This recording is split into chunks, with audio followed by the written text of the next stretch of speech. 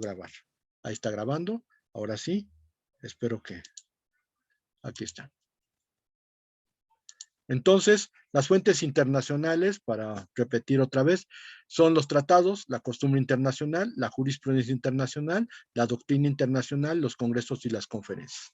Hacemos mención que congresos y conferencias en materia de derecho internacional privado va a ser muy distinto a lo que son los congresos y conferencias en lo que es el derecho de los tratados, que vamos a mencionar en unos momentos más, pero son cosas distintas. Entonces, vamos con, sería el primer punto del derecho de los tratados. Los principios del derecho de los tratados son servanda. Los tratados deben cumplirse.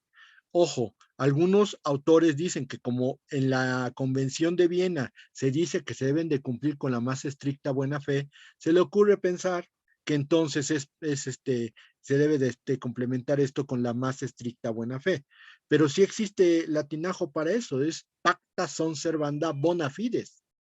Pero el principio es pacta sunt servanda, o sea, los tratados deben cumplirse, así de sencillo y así de fácil. La situación es que lo que yo les comentaba a mis alumnos en Derecho Internacional Público, realmente cuando se incumple un tratado internacional, debemos de considerar que es una noticia de excepción y es la causa por la cual inmediatamente sale el periódico en las 8 columnas que se incumplió tal o cual tratado. Pero tenemos que ser sinceros. Y la sinceridad implica que la mayoría de los tratados, hay una cantidad infinita de tratados que sí se cumplen y que no necesitan, no necesariamente salen en el periódico. Incluso vamos a hablar de uno de esos en el comentario de mañana, que los espero a las 5 de la tarde. Ese comentario de mañana va a ser fundamental para poder entender algunas cuestiones que estamos viviendo en el país. Pero bueno, ese es pacta sunt servanda. Res inter alios acta nec nocere nec prodesse potest. Esto significa, los tratados solo obligan a las partes que lo celebran. Es decir, si dos estados celebran un tratado, ese no perjudica a otro estado. Eso es una regla general. Obviamente va a ocurrir la excepción y va a haber situaciones en las cuales los tratados, principalmente los que convienen a las potencias, se las aplican a los estados más débiles porque simplemente ellos aplican el tratado sin importar si tú los ratificaste o no.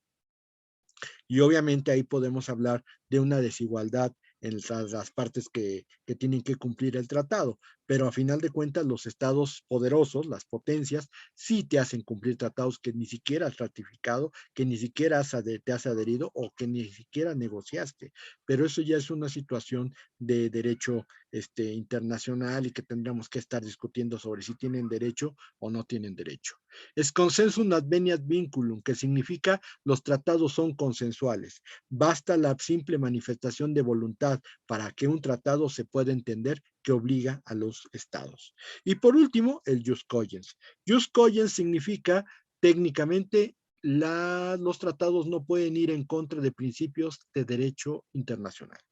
Y esto es algo fundamental. Ejemplo, en 1937-38, los alemanes, los nazis, firmaron, la Alemania nazi firmó con la Unión Soviética un tratado de no agresión.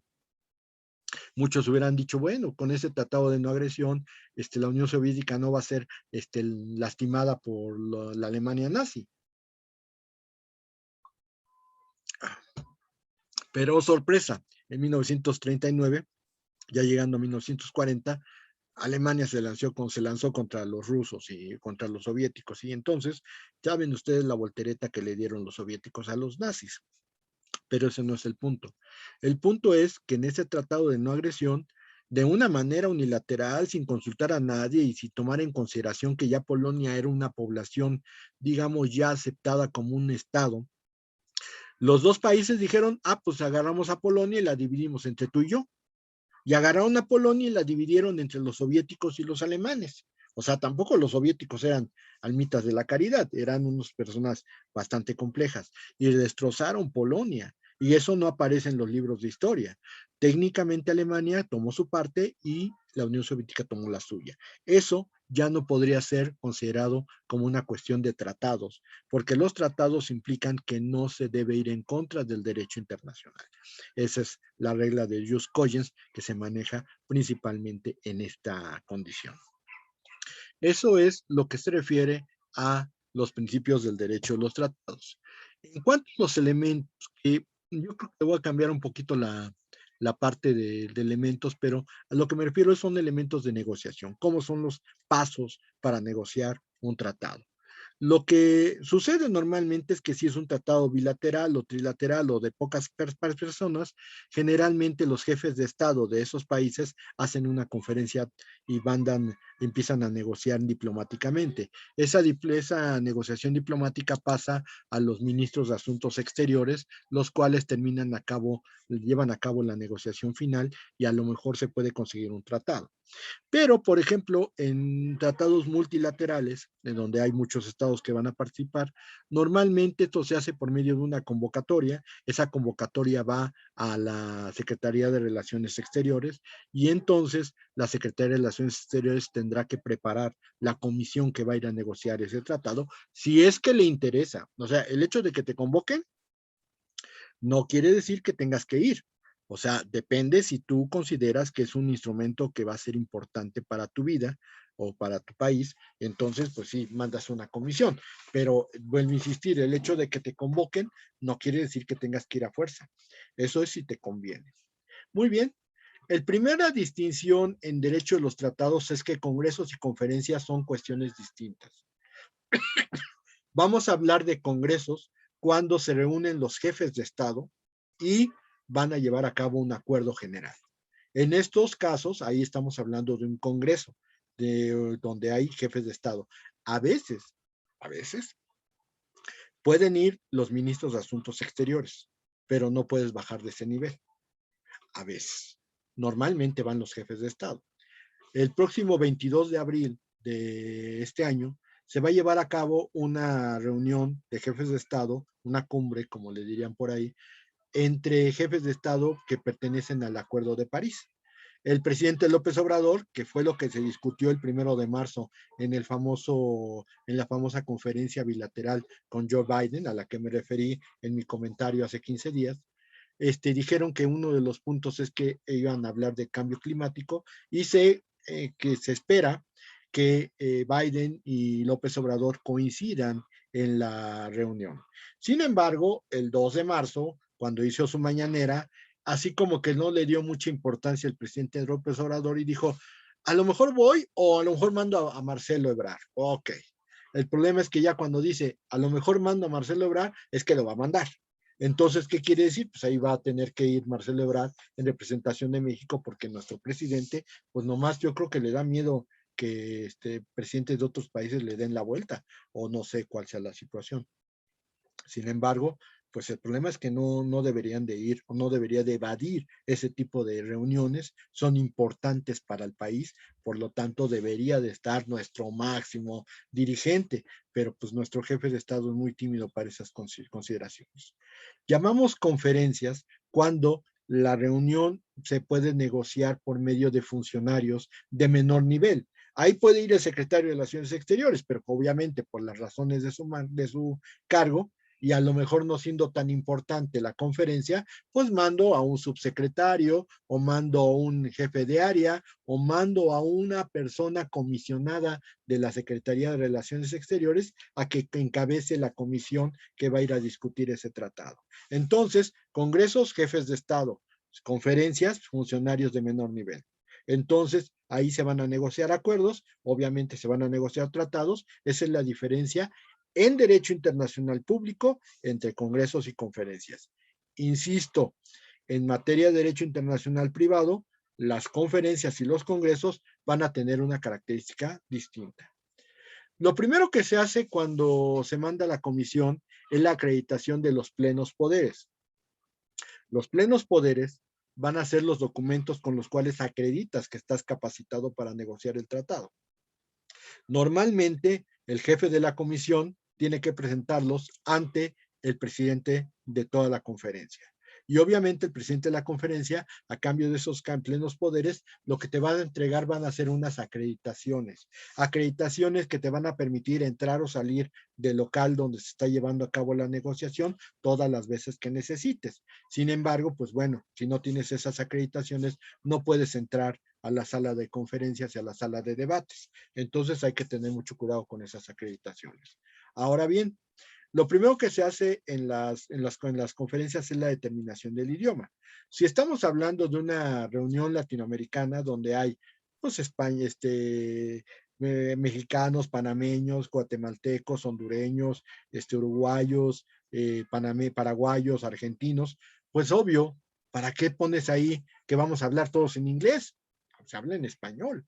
Aun cuando me dijeran, es que Brasil habla portugués, el portugués es más parecido al español que otra cosa, entonces sí se entiende. Si yo difícilmente puedo dejar de admirar cómo hablan los futbolistas brasileños y cómo les entiendo.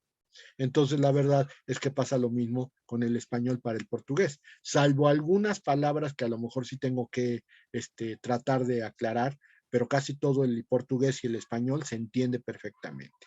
Sin embargo, pues normalmente ustedes saben que el manejo de las reuniones internacionales pues es en el bendito inglés, algunas veces en el francés, pero no es en todas las ocasiones en francés o en español, sino que generalmente permea el inglés como el idioma diplomático en estos momentos.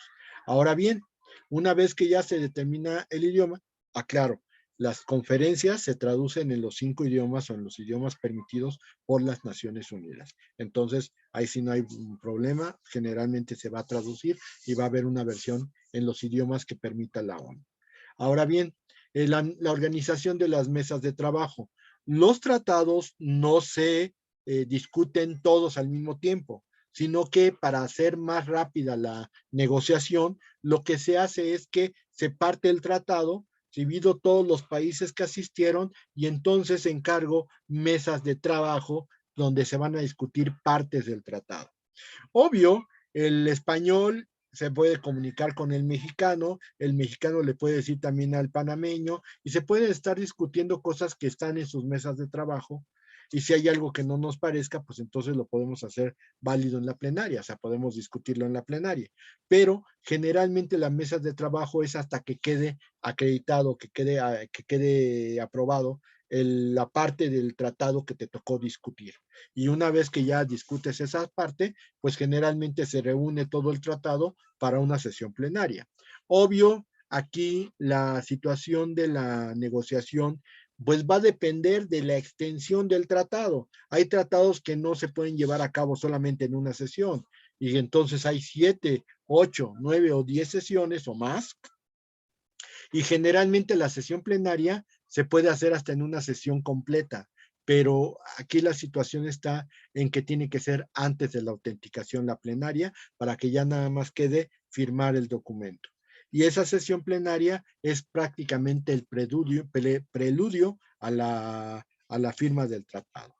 El texto del tratado está formado por un preámbulo, que es la ubicación de quienes están negociando el tratado, una exposición de motivos, que es las razones por las cuales el tratado es necesario, el cuerpo del tratado, que son los artículos, y la adopción del texto, que es técnicamente quienes firman en el tratado, que si hay alguna observación, si hay alguna reserva, si hay algún comentario, generalmente se pone ahí, si hay estados o hay reconocimientos de beligerancia o algunos observadores, también se mencionan quienes estuvieron ahí, pero la adopción del texto es prácticamente quienes estuvieron viendo o negociando el tratado. Esa es la situación relacionada con el texto.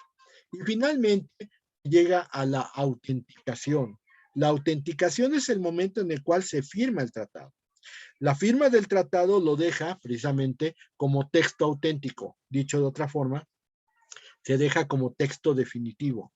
Ya no se le pueden hacer modificaciones al tratado y si hay que hacerlas, pues tienes que tratar de hacer una nueva conferencia o abrir una negociación para un protocolo, pero no se puede volver a discutir el mismo tratado.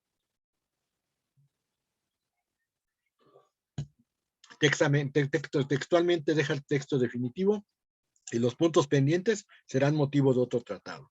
Se abre con la autenticación el paso a la ratificación, porque yo les decía a mis alumnos, de acuerdo con el convenio de Viena, la firma del tratado es suficiente para obligar. Normalmente los estados como México firman ad referendum. ¿Qué significa eso? Bajo el procedimiento de ratificación. Quiere decir que falta realizar un trámite interno en el país para poderlo dejar como un texto en el cual el estado se obligue. En México, pues está en proceso de ratificación, pero hay estados que solamente firmando el tratado, el diplomático que lo negoció, es suficiente para que el tratado ya sea parte de su orden jurídico. Y es más, hay países como Austria en donde se firma el tratado ya es texto y ley para su país, pero aparte, los tratados están por encima de la Constitución.